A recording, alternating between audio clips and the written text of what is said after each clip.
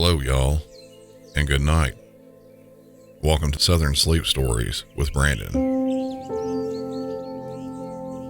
I'm your sleep guide for the night, Brandon. And in this podcast, I'm seeking only one thing: to help you have the best night's sleep you've had.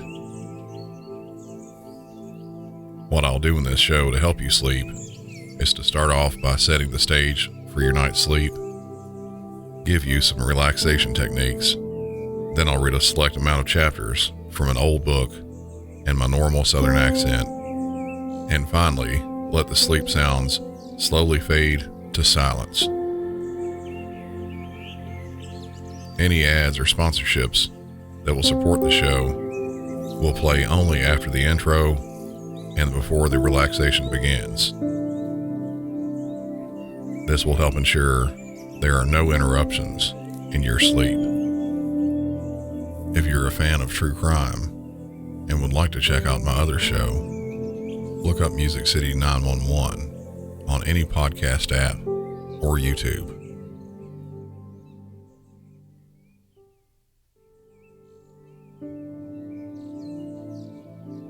Let's make sure you're all set up for a great night's sleep. If you're listening on YouTube or a podcast app, turn off the setting for autoplay so you won't be woke by other sounds once the episode is over. Set the temperature in your house to the most comfortable for you. If you like sleeping with a fan on, turn it to your most desirable setting. Turn all your lights out. Turn your TV off. Make sure your room and surroundings are as silent as you can make them. Now crawl into bed.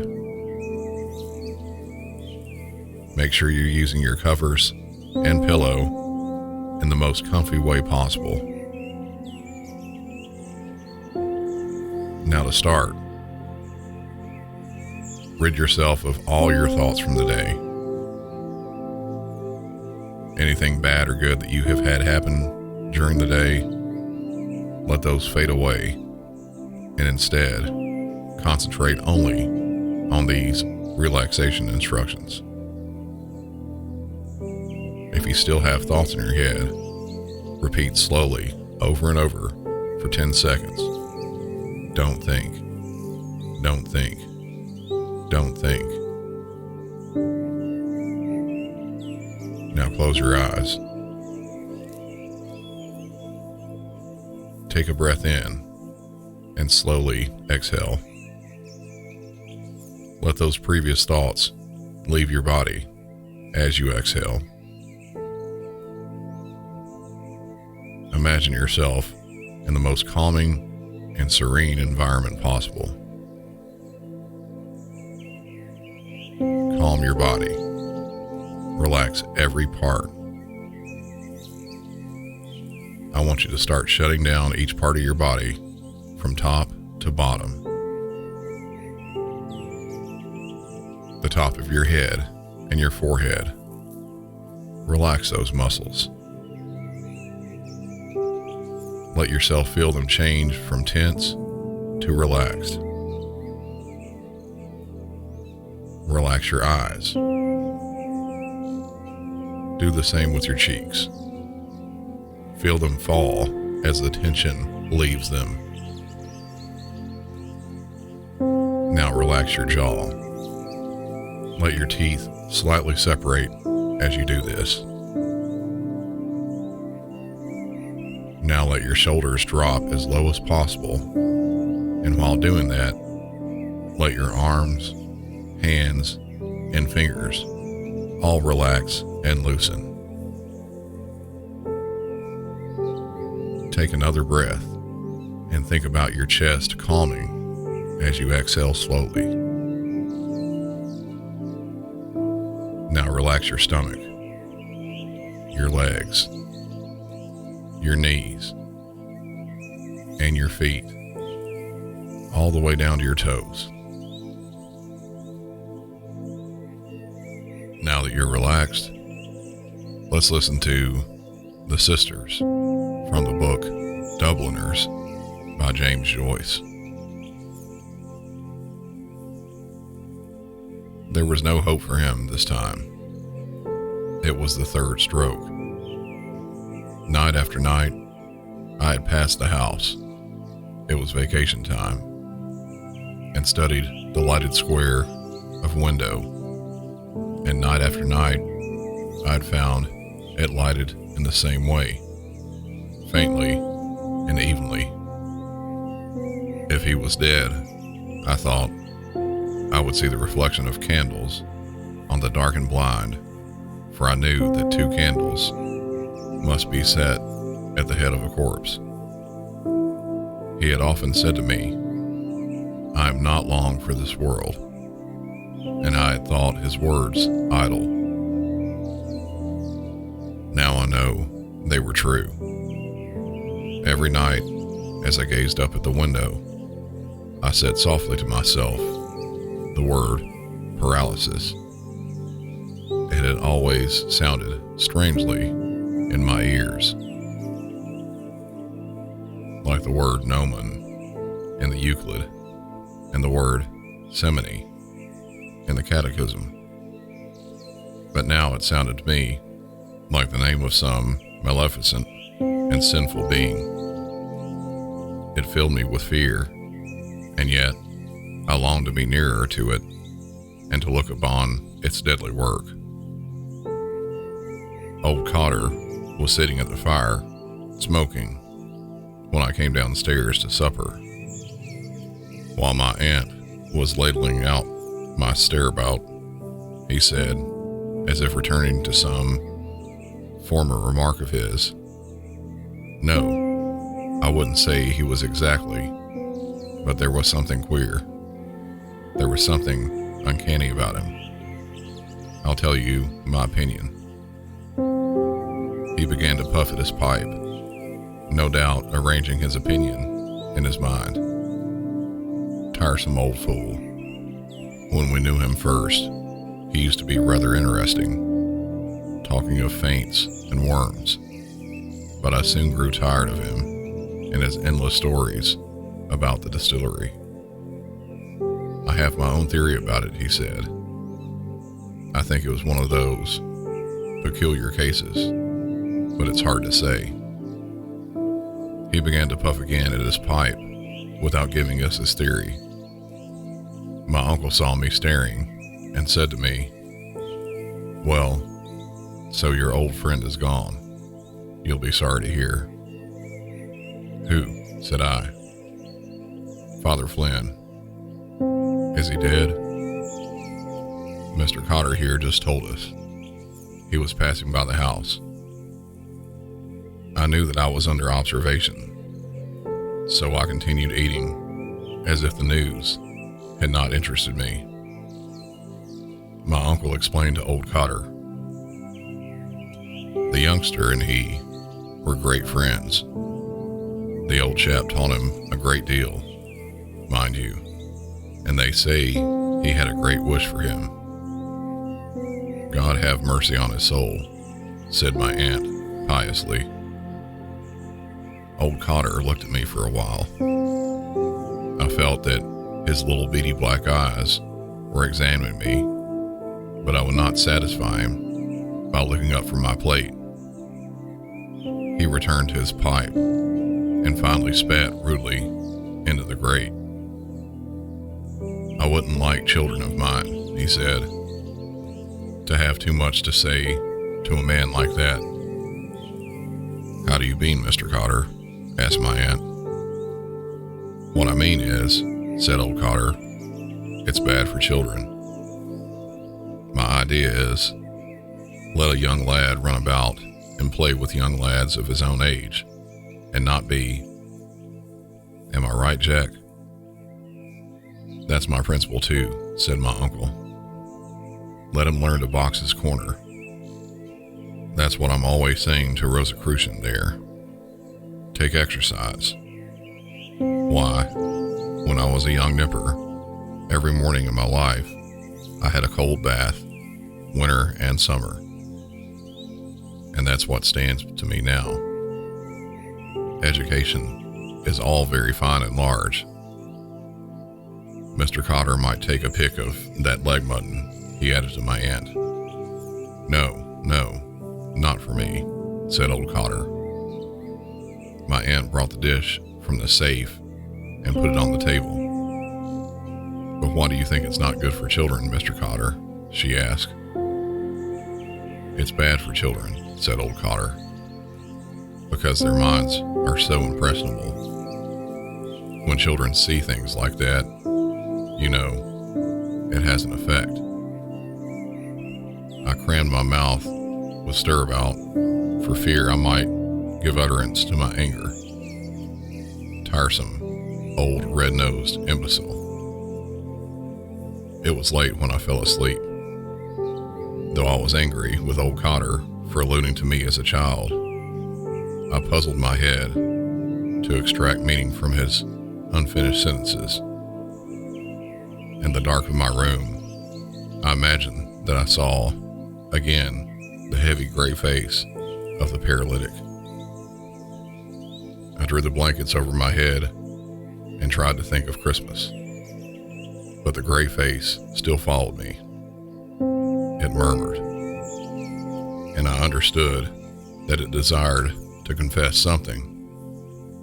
I felt my soul receding into some pleasant and vicious region, and there again, I found it waiting for me. It began to confess to me in a murmuring voice, and I wondered why it smiled continually and why the lips were so moist with spittle.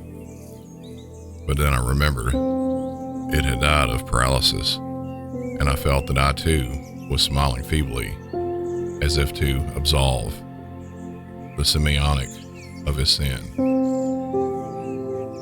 The next morning after breakfast, I went down to look at the little house in Great Britain Street.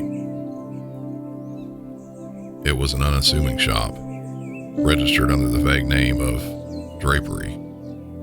The drapery consisted mainly of children's booties and umbrellas, and on ordinary days, a notice used to hang in the window saying, "Umbrellas recovered." No notice was visible now, for the shutters were up. A crepe bouquet was tied to the door knocker with ribbon. 2 poor women and a telegram boy were reading the card pinned to the crepe. I also approached and read, July 1st, 1895. The Reverend James Flynn, formerly of St. Catherine's Church, Meath Street, age 65 years, R.I.P. The reading of the card persuaded me that he was dead, and I was disturbed to find myself at check. Had he not been dead, I would have gone into the little dark room behind the shop to find him sitting in his armchair by the fire, nearly smothered in his great coat. Perhaps my aunt would have given me a packet of high toast for him, and this present would have roused him from his stupefied doze. It was always I who emptied the packet into his black snuff box, for his hands trembled too much to allow him to do this without spilling half the snuff about the floor. Even as he raised his large, trembling hand to his nose, little clouds of smoke dribbled through his fingers over the front of his coat. It may have been these constant showers of snuff which gave his ancient priestly garments their green faded look, for the red handkerchief, blackened, as it always was, with the snuff stains of a week, with which he tried to brush away the fallen grains, was quite inefficacious. I wished to go in and look at him, but I had not the courage to knock. I walked away slowly along the sunny side of the street, reading all the theatrical advertisements in the shop windows as I went. I found it strange that neither I nor the day seemed in a morning mood, as I felt even annoyed at discovering in myself a sensation of freedom as if I had been freed from something by his death. I wondered this for, as my uncle had said the night before, he had taught me a great deal. He had studied in the Irish College in Rome, and he had taught me to pronounce Latin properly. He had told me stories about the catacombs and about Napoleon Bonaparte, and he explained to me the meaning of the different ceremonies of the Mass and of the different vestments worn by the priest. Sometimes he had amused himself by putting difficult questions to me, asking me what one should do in certain circumstances, or whether such and such sins were mortal or venial, or only imperfections. His questions showed me how complex and mysterious were certain institutions of the church, which I had always regarded as the simplest acts. The duties of the priest towards the Eucharist, and towards the Eucharist, and towards the secrecy of the confessional seemed so grave to me that I wondered how anybody had ever found in himself the courage to undertake them, and I was not surprised when he told me that the fathers of the church had written books as thick as the post office directory and as closely printed as the law notices in the newspaper, elucidating all these intricate questions. Often, when I thought of this, I could make no answer, or only a very foolish and halting one, upon which he used to smile, and he'd nod his head twice or thrice. Sometimes he used to put me through the responses of the Mass, which he had made me learn by heart, and as I pattered, he used to smile pensively and nod his head, now and then pushing pinches of snuff up each nostril alternately. When he smiled, he used to uncover his big discolored teeth and let his tongue lie upon his lower lip, a habit which made me feel uneasy in the beginning of our acquaintance before I knew him well. As I walked along in the sun, I remembered old Cotter's words and tried to remember what happened afterwards in the dream. I remembered that I had noticed long velvet curtains and a swinging lamp of antique fashion. I felt that I had been very far away, in some land where the customs were strange.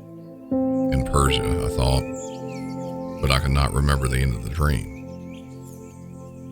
In the evening, my aunt took me with her to visit the house of mourning. It was after sunset, but the window panes of the houses that looked to the west reflected the tawny gold of a great bank of clouds. Nanny received us in the hall, and, as it would have been unseemly to have shouted at her, my aunt shook hands with her for all. The old woman pointed upwards interrogatively, and, on my aunt's nodding, proceeded to toil up the narrow staircase before us, her bowed head being scarcely above the level of the banister rail. At the first landing, she stopped and beckoned us forward, encouragingly, towards the open door of the dead room. My aunt went in, and the old woman, seeing that I hesitated to enter, began to beckon me again repeatedly with her hand. I went in on tiptoe. The room through the lace end of the blind was suffused with dusky golden light, amid which the candles looked like pale thin flames. He had been coffined. Nanny gave the lead, and we three knelt down at the foot of the bed. I pretended to pray, but I could not gather my thoughts, because the old woman's mutterings distracted me. I noticed how clumsily her skirt was hooked at the back, and how the heels of her cloth boots were trodden down all to one side. The fancy came to me that the priest was smiling as he laid there in his coffin. But no, when we rose and went up to the head of the bed, I saw that he was not smiling. There he lay, solemn and copious, vested as for the altar, his hands loosely retaining a chalice. His face was very truculent, gray and massive, with black cavernous nostrils, encircled by a scanty white fur. There was a heavy odor in the room, the flowers. We blessed ourselves and came away. In the little room downstairs, we found Eliza, seated in his armchair in state. I groped my way towards my usual chair in the corner, while Nanny went to the sideboard and brought out a decanter of sherry and some wine glasses.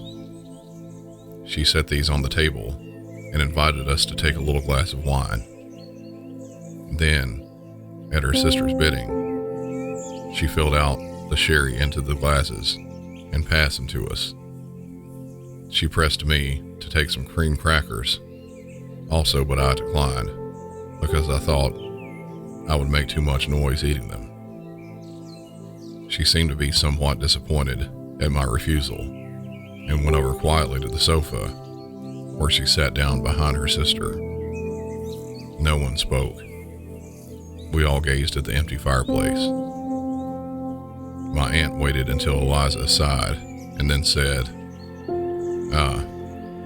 well, he's gone to a better world." Eliza sighed again and bowed her head in assent. My aunt fingered the stem of her wine glass before taking a sip. "Did he peacefully?" she asked. "Oh, quite peacefully, ma'am," said Eliza. "You couldn't tell when the breath went out of him. He had a beautiful death, God be praised." "And everything?" "Father O'Rourke was in with him a Tuesday and anointed him and prepared him and all." "He knew then?" "He was quite resigned." "He looks quite resigned," said my aunt. "That's what the woman we had in to wash him said. She said he just looked as if he was asleep. He looked that peaceful and resigned. No one would think he'd make such a beautiful corpse." "Yes, indeed," said my aunt. She sipped a little more from her wine glass and said, "Well, Miss Flynn, at any rate, it must be a great comfort to you to know that you did all you could for him. You were both very kind to him, I must say." Eliza smoothed her dress over her knees. "Ah, poor James," she said. "God knows we done all we could. As poor as we were, we wouldn't see him want anything while he was in it." Nanny had leaned her head against the sofa pillow and seemed about to fall asleep. "There's poor Nanny," said Eliza, looking at her. "She's wore out. All the work we had, she and me, getting in the woman to wash him, and then laying him out, and then the coffin, and then arranging about the mass in the chapel. Only for Father O'Rourke, I don't know what we'd have done at all. It was him brought us all them flowers and them 2 candlesticks out of the chapel and wrote out the notice for the Freeman's General and took charge of all the papers for the cemetery and poor James' insurance. Wasn't that good of him?" said my aunt. Eliza closed her eyes and shook her head slowly. "Ah, there's no friends like the old friends," she said. "When all is said and done, no friends that a body can trust." "Indeed, that's true," said my aunt. "And I'm sure now that he's gone to his eternal reward, he won't forget you and all your kindness to him." "Ah, poor James," said Eliza. "He was no great trouble to us. You wouldn't hear him in the house any more than now. Still, I know he's gone, and all to that. It's when it's all over that you'll miss him," said my aunt. "I know that," said Eliza. I won't be bringing him his cup of beef tea anymore, nor you, ma'am, sending him his snuff. Ah, poor James. She stopped, as if she were communing with the past, and then said shrewdly, mind you, I noticed there was something queer coming over him latterly. Whenever I'd bring a soup to him there, I'd find him with his breviary fallen to the floor, lying back in the chair and his mouth open. She laid a finger against her nose and frowned. Then she continued. But still, and all he kept on saying, that before the summer was over, he'd go out for a drive one fine day just to see the old house again where we were all born down in Irishtown, and take me and Nanny with him. If we could only get one of them newfangled carriages that makes no noise, the Father O'Rourke told him about, them with the rheumatic wheels, for the day cheap, he said, at Johnny Rush's over the way there, and drive out the three of us together on a Sunday evening. He had his mind set on that, poor James. The Lord have mercy on his soul, said my aunt. Eliza took out her handkerchief and wiped her eyes with it. Then she put it back again in her pocket and gazed into the empty grate for some time without speaking. He was too scrupulous, always. The duties of the priesthood was too much for him, and then his life was, you might say, crossed. Yes, said my aunt. He was a disappointed man. You could see that. A silence took possession of the little room, and under cover of it, I approached the table and tasted my sherry, and then returned quietly to my chair in the corner. Eliza seemed to have fallen in a deep reverie. We waited respectfully for her to break the silence, and after a long pause, she said slowly, it was that chalice he broke. That was the beginning of it. Of course, they said it was all right, that it contained nothing. But still, they say it was the boy's fault. But poor James was so nervous. God be merciful to him. And was that it? Said my aunt. I heard something. Elijah nodded. That affected his mind, she said. After that, he began to mope by himself, talking to no one, and wandering about by himself. So one night, he was wanted for to go on a call, and they couldn't find him anywhere. They looked high and low down, and they couldn't see a sight of him anywhere. So then the clerk suggested to try the chapel. So then they got the keys and opened the chapel, and the clerk and Father O'Rourke and another priest that was there brought in a light for to look for him. And what do you think? But there he was, sitting up by himself in the dark in his confession box, wide awake and laughing, like softly to himself. She stopped suddenly, as if to listen. I too listened, but there was no sound in the house. I knew that the old priest was lying still in his coffin, as we had seen him, solemn and truculent in death, an idle chalice on his breast. Eliza resumed, wide awake and laughing like to himself. So then, of course, when they saw that, they made them think that there was something gone wrong with him.